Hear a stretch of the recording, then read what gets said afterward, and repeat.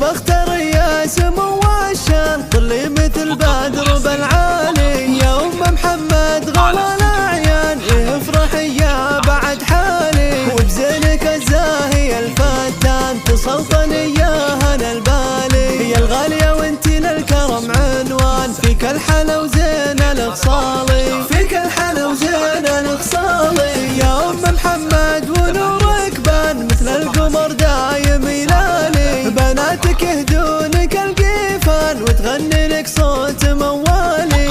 افرحي والفرح هتان بمحفل عبد الرحمن الغالي هذا لك المحزم المليان عبد الرحمن له الطيب مدهالي عبد الرحمن له الطيب مدهالي مبروك له عد برقنبان وعداد ما هله مالي يا أم محمد يا بنت حصان فرحان وافي ورجالي بناتك نجوم بالاكوان ام سلطان وهي سمحة قبالي ام مسفر فيها الكرم عنوان وبشاير ما لها مثالي وبشاير ما لها مثالي في فاطمة زين وعرفان وياسمين هي تشرح البالي بنات قار من فعول اسمان عبار كريم الافعالي وعياله كلهم قرمان وهم للطيب عنواني واختامها ندعي الرحمن يسعدكم سنين طوالي يسعدكم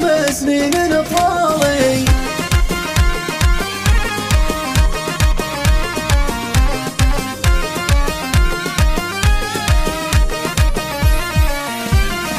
بختار يا سمو الشان طلي مثل بدر بالعالي يا أم محمد غلا الأعيان افرحي يا بعد حالي وبزينك الزاهي الفتان تسلطني يا هنا البالي يا الغالية وانتي للكرم عنوان فيك الحلا وزين الخصالي فيك الحلا وزين الخصالي يا أم محمد ونورك بان مثل القمر دايم يلالي بناتك يهدونك القيفان وتغني لك صوت موالي افرحي والفرح هتان بمحفل عبد الرحمن الغالي هذا لك المحزم المليان عبد الرحمن له الطيب مدهالي عبد الرحمن له الطيب مدهالي مبروك له عد برقنبان وعداد ما هله مالي يا أم محمد يا بنت حصان فرحان وافي ورجالي بناتك